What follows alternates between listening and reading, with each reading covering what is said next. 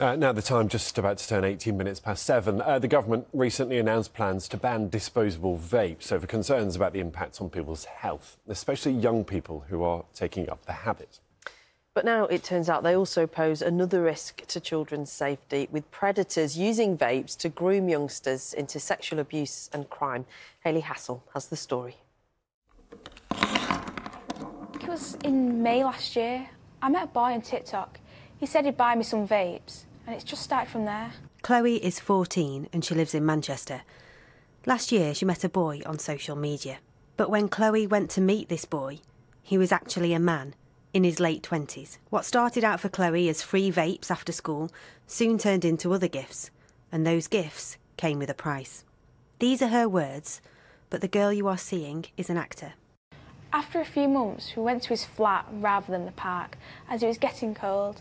He told me he loved me, and if I loved him, he needed some things. The man that Chloe was now in a relationship with began to demand sexual favours, and when she said she didn't consent, he threatened her, saying he would send footage he had of her to her friends and family. The dangerous thing about vapes is that they're an easy first step. Jane Kenyon is the founder of charity Girls Out Loud. It's very easy for these groomers to stand outside newsagents after school and hand out other vapes and then offering them. So we see that.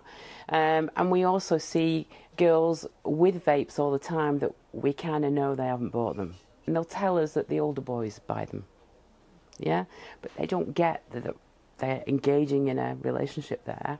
And this obviously starts as someone receiving a vape, but what can it lead to? It can lead to all sorts of criminal activities. So, you know, they might recruit them into county lines, they might recruit them into criminal gangs, and they might sexually exploit them. And that can happen very quickly. Rachel D'Souza is the Children's Commissioner for England, and she says she's making vapes her top priority. I talk to tens of thousands of children, visit them all around the country, and when I ask them what some of their biggest concerns are, vaping is always top of the list. Even worse than that, adults trying to tempt them with vapes and using them as a kind of currency to get near children. It is insidious and it's affecting our children's lives. Chloe was eventually helped by the Girls Out Loud charity, who got her involved with their youth project.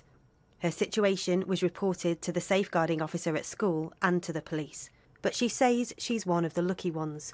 She still sees young people being offered vapes by older men very regularly. And although the government plans to ban the use of disposable vapes, there are still concerns that children are acquiring them through unsafe means. Hayley Hassel, BBC News.